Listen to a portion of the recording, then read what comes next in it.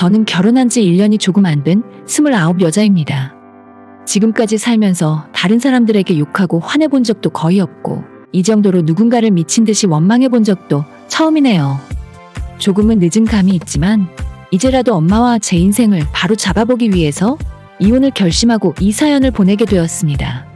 제가 남편에게 결혼 생활 내내 원한 건 대단한 일도 아니었습니다. 정말 딱 하나만 해주면 제 모든 것을 다 주겠다고 생각했는데 그 약속 하나를 끝까지 지키지 못하는 놈이었네요. 결혼하기 전에 분명히 제가 확인하고 또 확인하고 이것만큼은 내 인생에서 가장 중요한 일이니까 만약 당신이 동의하지 않는다면 여기서 끝내고 서로 다른 사람 찾자고 수도 없이 이야기하고 확인받았습니다.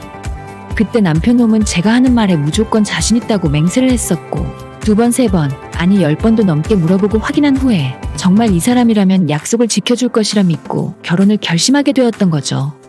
그 약속이라는 것이 누군가에겐 별일 아닐 수도 있고 누군가에게는 엄청나게 중요하고 쉽지 않은 일입니다. 바로 혼자 계시는 저희 엄마를 같이 모시고 사는 일이었어요. 일단 이 부분에 대해서 설명을 드리기 위해서는 저희 집안 배경에 대해 정확하게 설명을 드려야 하는데 저는 사업을 하시는 부모님 밑에서 태어나 외동딸로서 부족함 없이 자랐어요. 아빠가 운영하시는 회사도 작은 중소기업이긴 하지만 문제없이 잘 돌아가고 있었고 저희 부모님도 돈 잘 벌고 잘 사셨지만 조부모님 그리고 외조부모님 쪽은 저희 집보다 더 잘 사시는 분들이었어요. 항상 집안이 화목하고 여유가 있었고 친가와 외가 사람들 모두 친하게 지내는 등 중학교 시절까지는 정말 남부러울 거 하나 없다는 말처럼 모든 것이 완벽했습니다.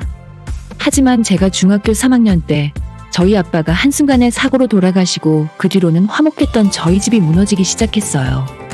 웃음이 많았던 엄마는 아빠를 먼저 보낸 슬픔을 견디지 못하고 매일 눈물 흘리며 술에 의지하며 지내셨고 친가 친척들은 할머니, 할아버지를 포함한 모든 분들이 저희 엄마 때문에 아빠가 돌아가셨다는 식으로 말씀하셨습니다.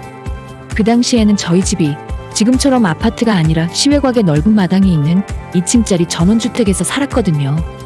주변에 다른 집들이 몇 채 있긴 했었지만 마을 입구로 돌아오는 길이 가로등이 별로 없어서 엄청 어둡고 차 한 대 겨우 지나가는 좁은 길을 통해야만 했습니다. 그날은 시내에서 엄마의 동창 모임이 있었고 저녁 모임이다 보니 9시가 넘어서 완전 어두워졌을 때 모임이 끝이 났다고 해요.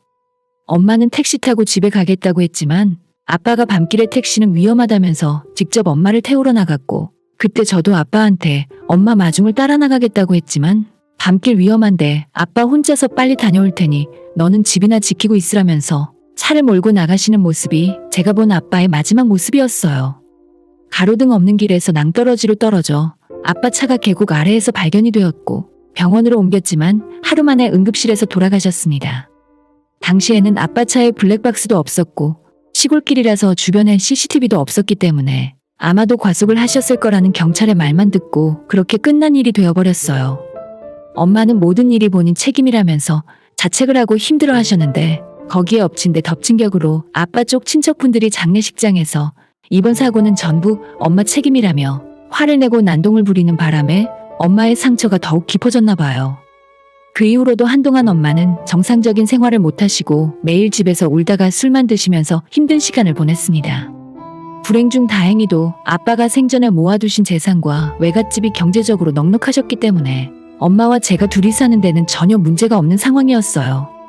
아빠와 셋이 살던 전원주택은 그날 이후 바로 정리했고 엄마와 저는 제 학교 근처의 아파트로 이사와서 지금까지 그대로 살고 있습니다.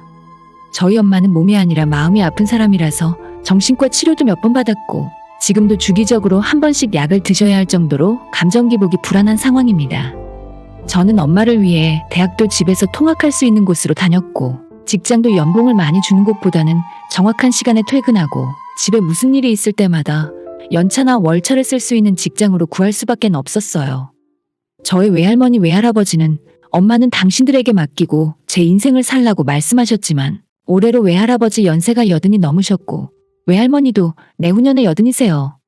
젊고 건강한 사람의 보살핌을 받으셔야 할 연세인데 도저히 엄마를 맡겨놓을 수 있는 상황은 아니었습니다.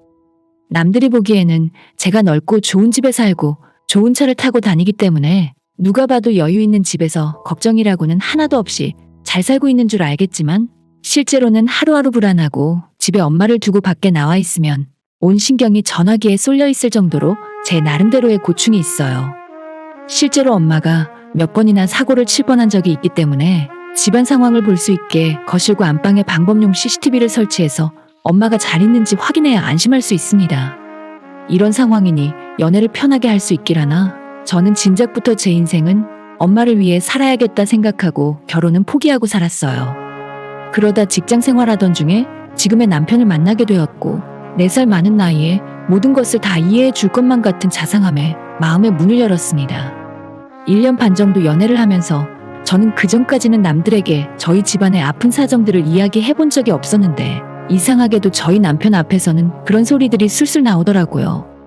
연애한 지 1년이 조금 넘었을 때 남자친구가 제게 먼저 결혼하자는 이야기를 꺼내길래 저는 바로 거절하고 저희 엄마 때문에 난 결혼해서 가정 꾸릴 생각이 없다고 대답했습니다. 그러자 남자친구는 두말 없이 우리가 결혼해서 장모님 모시고 살면 되는데 뭐가 문제냐고 하더군요. 이런 말을 제게 해준 사람은 처음이었기 때문에 진짜로 결혼해서 셋이 가정을 이루고 살 수 있을까 하는 희망을 품게 되더라고요. 그래도 혹시 몰라서 결혼식 준비하는 동안 몇 번이고 남편에게 되물었습니다. 지금이라도 자신 없으면 그만하자고요. 하지만 남편은 끝까지 자기가 장모님을 책임질 테니까 아무 걱정하지 말라며 저를 안심시켰어요. 결혼하고 처음 1년 동안 신혼생활을 즐기기로 하고 저희 엄마 집과 같은 아파트에 1년 월세 계약을 하게 되었습니다.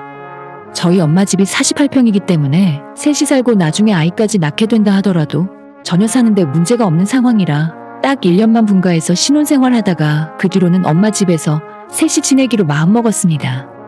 비록 남편이 모아놓은 돈이 별로 없었고 그마저도 저희 시댁 상황이 너무 어려웠기 때문에 남편이 모아둔 2천만 원 돈은 전부 시부모님께 드리고 결혼생활 시작했어요. 어차피 신혼집은 딱 1년만 유지할 생각이었기 때문에 혼수는 정말 간소하게 필요한 것들로만 준비했고 일단 결혼식 올리고 같이 살기 시작했습니다. 결혼할 당시에 남편은 차가 없었는데 원래는 제 차를 같이 번갈아 타려고 했었어요. 하지만 결혼식 올리고 며칠 후에 외할아버지가 저희 두 사람을 부르시더니 행복하게 잘 살라는 덕담과 함께 남편에게 4천만 원짜리 국산차를 선물로 주시더라고요. 그 정도로 저희 남편이 집안 식구들의 기대를 한 몸에 받았고 본인만 약속을 잘 지켰으면 앞으로 큰 걱정 없이 행복하게 살 수 있는 상황이었어요. 너무 돈 이야기만 하는 것 같긴 하지만 저희 엄마 앞으로 된 재산도 꽤 많이 있었고 외삼촌이 한 분 계시긴 해도 저희 외할아버지가 소유하신 건물만 여러 채라서 마음만 먹으면 남편이 시댁 집안을 일으킬 정도는 되는 수준이었죠. 정말 집안이나 재력 같은 건 하나도 안 보고 오직 이 사람만을 믿고 결혼한 거라서 사실 양가 집안 차이는 조금 있는 편이었습니다. 시부모님은 아직 본인 명의 집이 없으시고 오래된 상가 건물 2층에서 새들어 살고 계세요. 남편 말에 따르면 옛날에는 그래도 이 정도까지는 아니었는데 아버님이 5년 전쯤 사업하시던 걸 다 날려먹는 바람에 빚도 잔뜩 생기고 아파트 전세금까지 날려먹고 가세가 확 기울어졌다 하더라고요. 그래서 저희 결혼할 때 남편이 모아놓은 목돈을 전부 시부모님에게 드리기도 했고 결혼하고 나서도 남편이 버는 돈에 대해서는 전혀 터치하지 않고 자유롭게 시부모님 용돈 드리고 당신 능력 되는 한에서 얼마든지 시댁에 지원해드려도 좋다고 허락했습니다. 남편과 제 월급이 200만 원 후반 정도로 둘 다 비슷했었는데 사실 이 돈을 모아서 뭔가 목돈을 만들겠다는 생각보다는 제가 버는 월급으로 생활비 쓰고 남편이 버는 돈으로 어려운 시댁을 도우면 어느 정도 밸런스가 맞겠구나 생각했었어요. 집 문제도 걱정 없고 나중에 아이 태어나면 들어가는 돈이나 나중에 노후 문제 같은 걱정은 전혀 하지 않아도 됐기 때문에 월급 때문에 스트레스 받지는 않은 상황이었습니다. 처음에는 저도 시댁에 정말 잘해드리려고 노력 많이 했었어요. 제가 먼저 시댁에 잘하면 남편도 저희 엄마를 한 번 더 생각하고 잘하려고 노력할 것 같아서 바쁜 시간 쪽에서 시댁 찾아가기도 했고 친정엄마 선물 살 때는 반드시 똑같은 물건 하나 더 사서 시댁에도 선물해드리기도 했었죠. 반면에 저는 남편의 사생활에 대해서는 전혀 터치하지 않았었는데 그 이유가 어차피 1년 뒤 친정엄마랑 한 집에서 살게 되면 아무래도 불편하고 답답한 점이 있을 테니까 그 전에 편하게 지내라고 일부러 더 신경 쓰지 않았어요. 생애 처음으로 자기 차가 생긴 남편은 친구들도 많이 만나고 즐겁게 지내더라고요. 그래도 종종 친정엄마를 모시고 드라이브도 같이 다니거나 외식을 하고 쇼핑을 다니는 등 함께 시간을 보내며 친해지려고 노력했습니다. 그런 모습들을 보면서 내가 남편을 잘 선택했구나, 결혼하길 잘했다는 마음을 먹었었고 1년 뒤에 합가한 뒤에도 아무 문제 없이 잘 살 수 있을 줄로만 알았죠. 하지만 결혼하고 4개월쯤 지났을 때 남편이 갑자기 회사를 그만두고 싶다 하더라고요. 자기가 꼭 하고 싶은 공부가 있었는데 그 자격증을 따면 더 좋은 회사에 취직할 수도 있고 연봉을 훨씬 많이 받을 수도 있다고 하길래 그렇게 하라 했습니다. 그날 이후로 남편은 회사를 그만두고 집에서 놀기 시작했고 처음에 공부한다면서 책도 몇 번 사는 것 같더니 그 뒤로는 맨날 친구들 만나서 술 마시고 놀러 다니더라고요. 남편이 퇴직하며 받았던 퇴직금 역시도 전부 통장째로 시부모님께 드려버렸고 남편이 놀고 먹는 용돈까지 전부 제가 해결해주게 되었습니다. 그래도 저는 상관없었고 남자가 하고 싶은 일이 있다면 기다려줄 수도 있다 생각했어요. 하지만 남편이 일을 그만둔 뒤로 2달이 지났을 때 시어머니가 제게 전화를 하시더니 왜 생활비 안 보내냐고 하시더라고요. 그 전까지는 남편이 매달 120만 원씩 보내고 있었는데 앞으로는 시댁 생활비까지 저보고 대신 보내달라 하는 겁니다. 많은 고민 끝에 그것까지도 제가 보내드리기로 했어요. 나중에 남편이 공부 끝나고 자격증을 따던 아니면 다시 원래 하던 일로 돌아오건 직장을 다니게 된다면 그때는 다시 예전처럼 시댁 용돈은 남편에게 알아서 하라고 넘기면 될 줄 알았거든요. 하지만 그 뒤로 아무리 시간이 지나도 자격증 공부는 하는 기미가 보이지 않았고 나가서 일을 할 생각도 없이 집에서 놀고 먹고 밖에 나가서 친구들 만나고 술 마시며 놀러 다니기만 하더라고요. 정말 바보 같은 이야기지만 거기까지만 해도 저는 정말 괜찮았습니다. 제 월급이 280만 원 정도였는데 우리 집 고정 생활비 200만 원 빼고 제가 남편에게 주는 용돈과 시댁 생활비로 주는 돈이 200만 원이 좀 넘었어요. 매달 버는 월급으로는 분명히 적자를 보는 상황이었지만 예전에 저희 외할아버지께서 제 앞으로 상가 2채를 해주신 것이 있어서 거기서 나오는 월세 수입이 매달 440만 원 따로 있었거든요. 그러다 보니 금전적으로는 크게 문제 있는 상황은 아니었지만 남편이 하루빨리 일을 시작해서 본인 용돈과 시댁 생활비 부담만 덜어주길 바라고 있었습니다. 하지만 시간이 흐를수록 시부모님들의 요구는 날로 커져만 갔고 남편도 씀씀이가 점점 커져서 그쪽 식구들에게 들어가는 돈이 매달 점점 늘어나더라고요. 남편에게 언제쯤 공부가 끝날 것 같냐고 몇 번 물어보긴 했었지만 자기 일은 자기가 알아서 하니까 신경 쓰지 말라는 날선 대답만 돌아왔었습니다. 그래도 거기까지는 참을 수가 있었어요. 처음 결혼할 때 약속했던 신혼생활 1년이 거의 다 끝나가고 있었고 남편에게 이제 슬슬 우리 엄마랑 같이 살 준비를 하자고 했더니 생각지도 못한 반응이 돌아오더라고요. 근데 내가 당신이랑 결혼하고 나서 그동안 지켜봤는데 장모님 혼자 사셔도 큰 문제 없지 않아. 꼭 우리가 같이 살아야 돼. 저는 그게 무슨 소리냐고 애초에 결혼하기 전에 약속했던 일이고 친정엄마가 겉으로 보기에는 아픈 것도 없고 멀쩡해 보이지만 지금도 약을 드셔야 할 정도로 정서적으로 많이 불안한 상태라고 설명을 해줬습니다. 내가 당신에게 나가서 돈을 벌어오라고 재촉을 하길 했냐? 하루 종일 집에 있으면서 집안일을 해놓으라고 눈치를 준 적이 있냐? 그냥 신혼생활 1년 끝났으니 처음 약속대로 친정엄마 모시고 셋이 같이 살자고 하는데 왜 딴소리를 하냐고 화를 버럭 냈었는데 남편은 제가 화난 모습을 보고도 눈 하나 깜짝하지 않더라고요. 아니 그러니까 내가 언제 장모님이랑 같이 살기 싫대? 사는 건 사는 건데 내가 볼 때는 그렇게까지 심각한 상황이 아닌 것 같다는 거지. 오히려 우리 부모님이 더 불쌍하지 않아? 아직도 집도 하나 없이 냄새나는 삼겹살집 2층에서 살고 계신데. 시부모님이 집이 없는 것이 제 탓도 아니고 여기서 그 이야기가 왜 나오는지 모르겠더라고요. 쓸데없는 소리 그만하고 오는 10월에 신혼집 월세 계약 끝이니까 친정엄마 집으로 들어갈 준비나 확실하게 하고 있으라 했습니다. 어차피 직장도 안 다니니까 미리 낮에 찾아가서 방도 좀 정리해놓고 짐도 얼마 안 되니까 가능하면 조금씩 옮겨놓으라고 했었는데 그때 남편이 하는 말 때문에 가슴 깊은 언저리에서 화가 치밀어 오르더라고요. 너희 엄마만 좋은 집에 사시잖아. 솔직히 나도 우리 엄마 아빠 좋은 집에 모시고 싶은데 너가 우리 부모님 아파트 한 채만 사줘라. 장모님 댁처럼 넓고 좋은 집까진 필요 없고 30평대 아파트면 적당할 것 같은데 너한테는 그게 별로 큰 돈도 아니잖아. 내 부탁 들어주면 나도 너 부탁 들어줄게.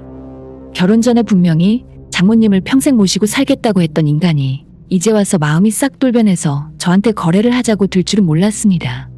정말 100번 1000번 양보해서 시부모님 아파트에서 못 살게 할 것도 없는 일이에요.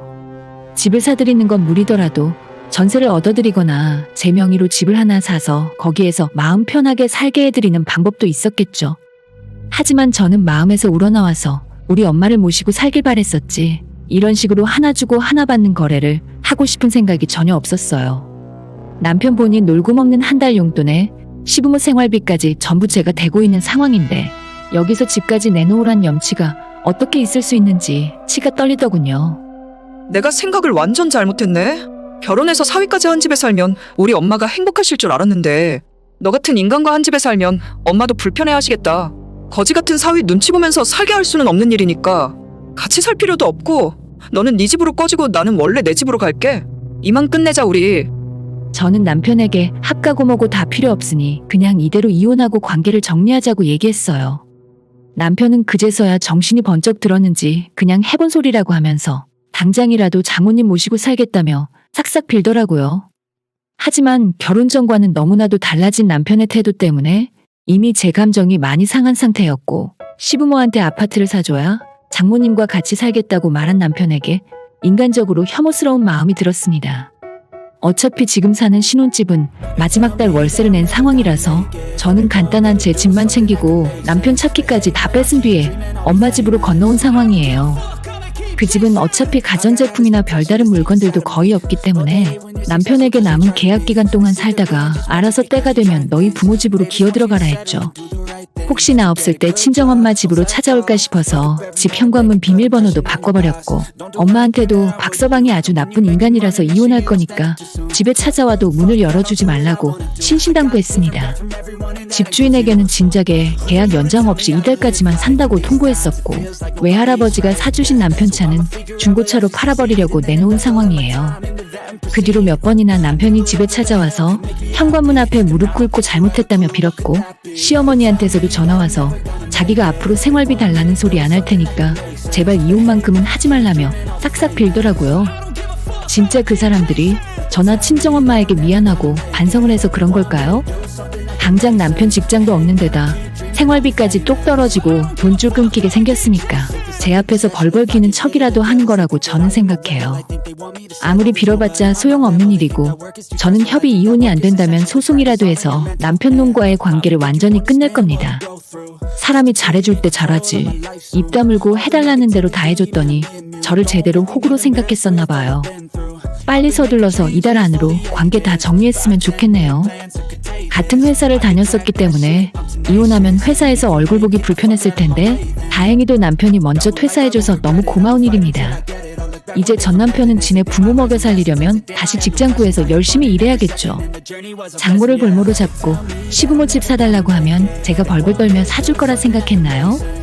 그딴 얄팍한 잔머리로는 평생 그 모양 그 꼴을 못 벗어날 거라고 생각합니다.